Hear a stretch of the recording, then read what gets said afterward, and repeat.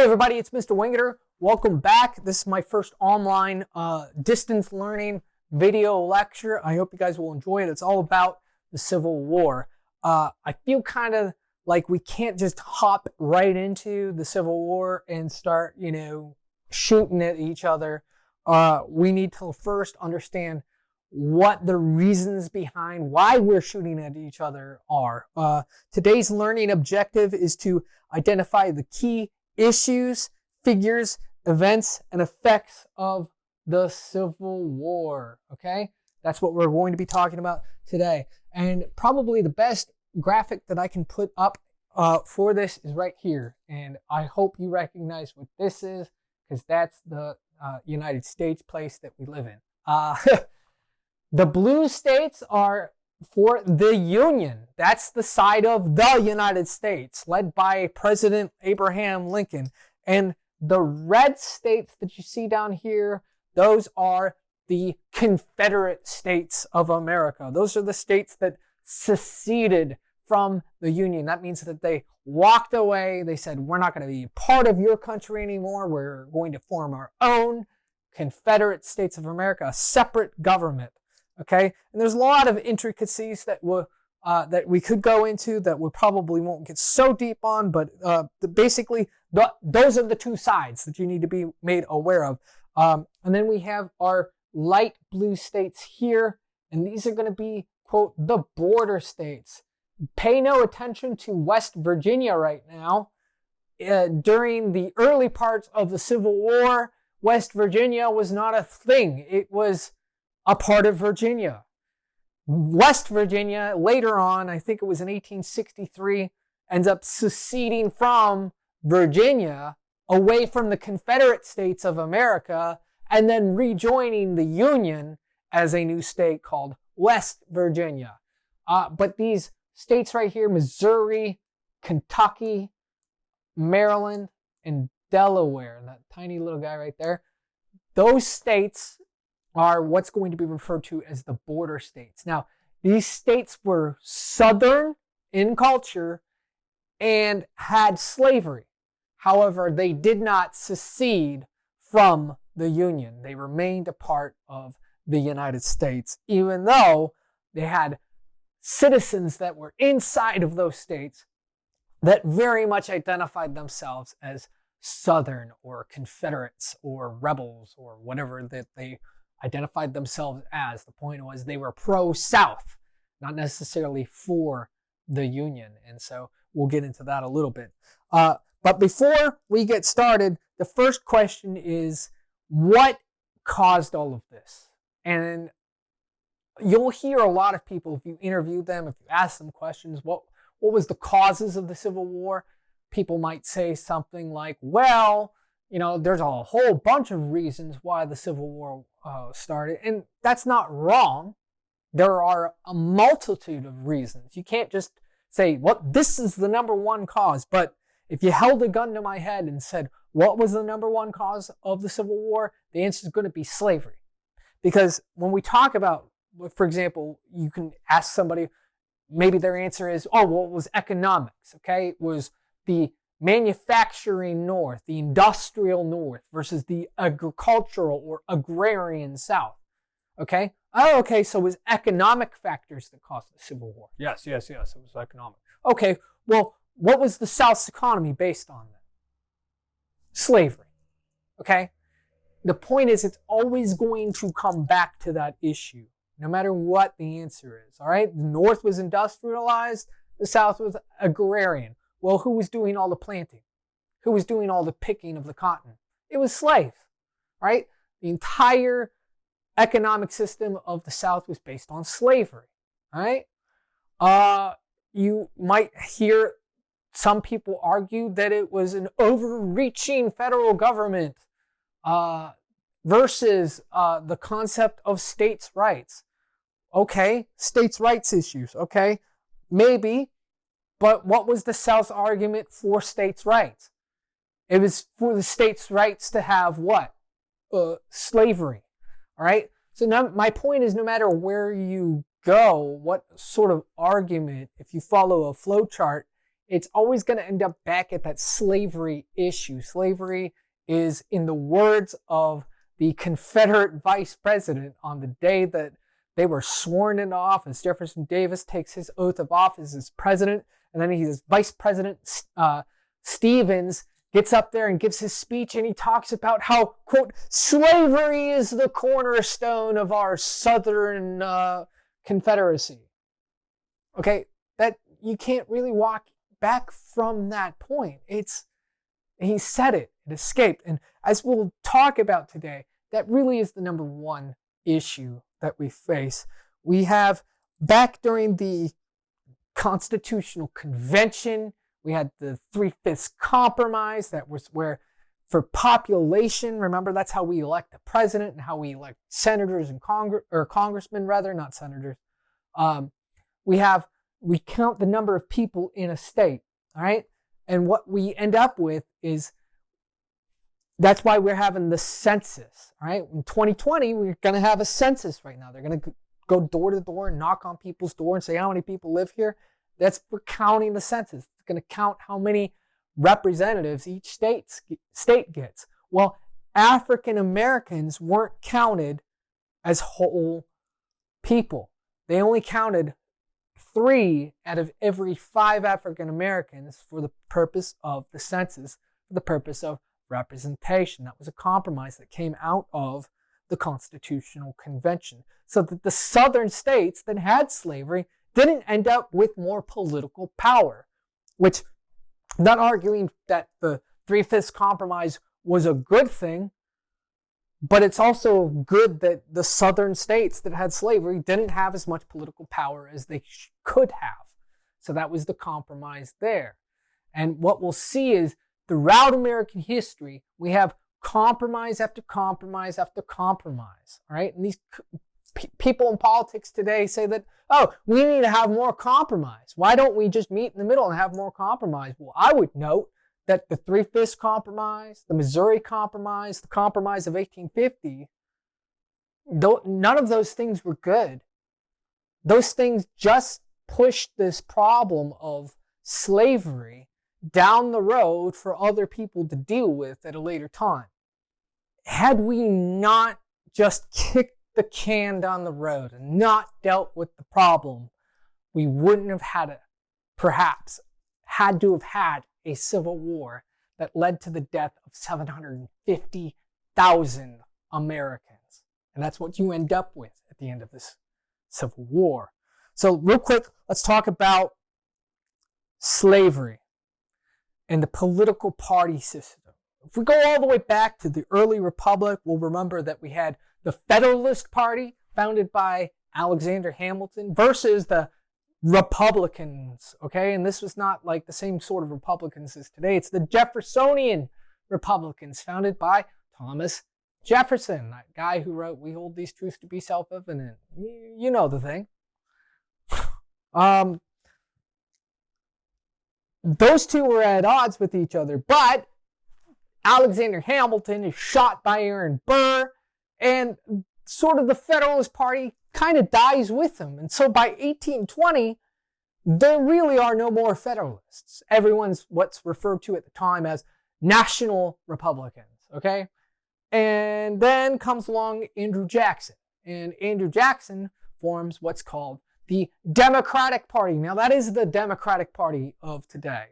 And so that's the second party system. It's the, quote, National Republicans versus the Democrats, which very quickly then people split off from the National Republicans, join the Democratic Party, and then what's left over is a new political party called the Whigs. And the Whig Party sort of goes back and forth with the Democrats all through the 1830s and into the 1840s. And in particular, the Whigs stood against the Democrats during the 1846 election. You had Henry Clay versus James K. Polk. And Polk, if you remember through our Manifest Destiny section, wants to basically take over the entire continent of North America, so much so that he ends up getting Oregon through a treaty with Great Britain. So that's all this area up here in the Pacific Northwest. And then all of the states that you have behind me here,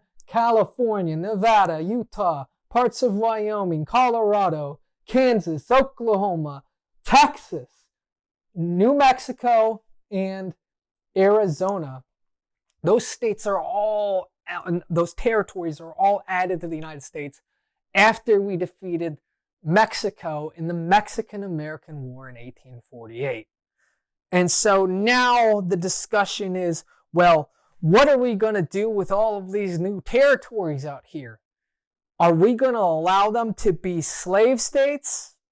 Or are they going to have to be free states? Now, remember, in 1820, we had another compromise, the Missouri Compromise. And what that compromise said was, we were going to allow Missouri here to enter the Union as a slave state.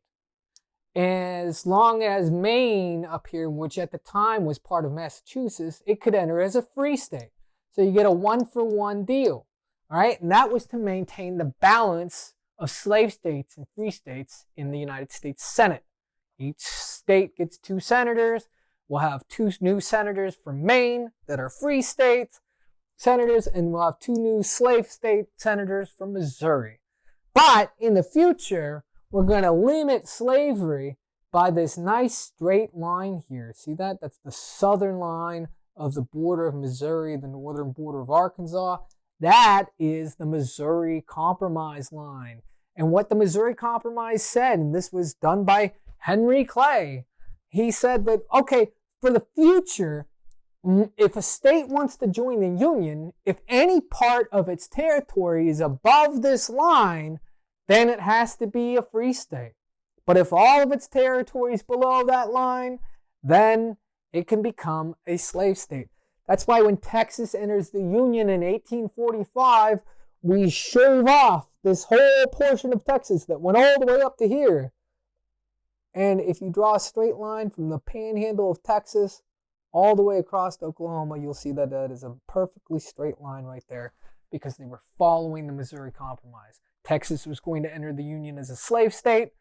Therefore, they couldn't have any territory north of that line. But by 1850, the Missouri Compromise falls apart. The Supreme Court says that, no, we're not going to deal with all of that. And so we have Stephen A. Douglas, who is the senator from Illinois, who is looked at as Henry Clay's protege. He ends up coming up with the Compromise of 1850. And in that Compromise of 1850, what you're going to have is you're going to allow for states to have their own decision on whether or not they want to be a free state or a slave state. This popular sovereignty idea comes back into play. And so now these states out here in the West, as they start to become their own territories and move into becoming states, they're going to decide, all right, we're going to be a slave state, or nope, we're going to vote and we're going to become a free state. And it's going to be up to the states. Well, as time moves on, people don't like that. And the Whig Party sort of falls apart. Now that there isn't a debate between the Whigs and the Democrats about what to fight over and what to compromise on, the hardliners of the Whigs form a new political party called the Republican Party. And that is the party of today. All right, the same Republican Party as of today. And the Republican Party is founded specifically for abolition. All right, we're going to get rid of slavery. And the Republican plan is this. It's pretty simple. All right, we're going to start here with our border states, Missouri, Kentucky, Virginia, Maryland, and Delaware. All right, and we're going to put political pressure on those states, says the Republican. And we're going to try to make those states get rid of slavery within the state government. Okay, because keep in mind, popular sovereignty is a thing now. All right, and once we get slavery gone from these states here, then we'll move down to Arkansas, into North Carolina, into Tennessee there. And we'll keep pressing it down, they say, until slavery is gone. We're going to set up, as James Oakes writes in a book called Freedom National, a cordon of freedom in which we're going to systematically get rid of slavery in the United States. Either that, or the only other method by which we could legally get rid of slavery was that if states that had slaves were to be found to be in open rebellion against the United States, at which point the government could use the military to forcibly free slaves. Spoilers alert, that's what happens. So the Civil War starts out because you have, in November of 1860, a one-term Illinois congressman, Abraham Lincoln, who becomes the Republican nominee for president, is elected president. And Lincoln had made all of these debates, public debate appearances with Senator Douglas of Illinois in 1856, talking about how he didn't like slavery and how slavery was the issue of the day and how he thought that we should be getting rid of slavery. So much so that the southern states, when he was elected, saw this as a threat against their own way of life. Even though Lincoln was not prepared to go in and start kicking in doors and taking away people's slaves. He wasn't going to do that, but that's the way that the South saw it. And so, starting with South Carolina, in December of 1860, they ended up seceding from the Union. And by the end of it, you had all of these red states here that ended up seceding. Texas, Louisiana, Arkansas, Tennessee, Alabama, Mississippi, Georgia, Florida, South Carolina, North Carolina, and Virginia. They all leave the Union and form their own new government with a capital city based right here in Richmond, Virginia. The whole entire purpose of this was to distance themselves from the United States government and to set up a government that was going to protect slavery. Remember the Vice President Stevens' message that slavery was the cornerstone of the Confederacy, right? And these border states are going to be really important as we go on through the Civil War here. The entire Union strategy is all about making sure that these states here do not end up falling and joining the rebellion. And it's all about control of the Mississippi River here and the Ohio River there. All right? If you can control the Ohio River and the Mississippi River, in particular the Mississippi River, you can cut off half of the Confederacy here.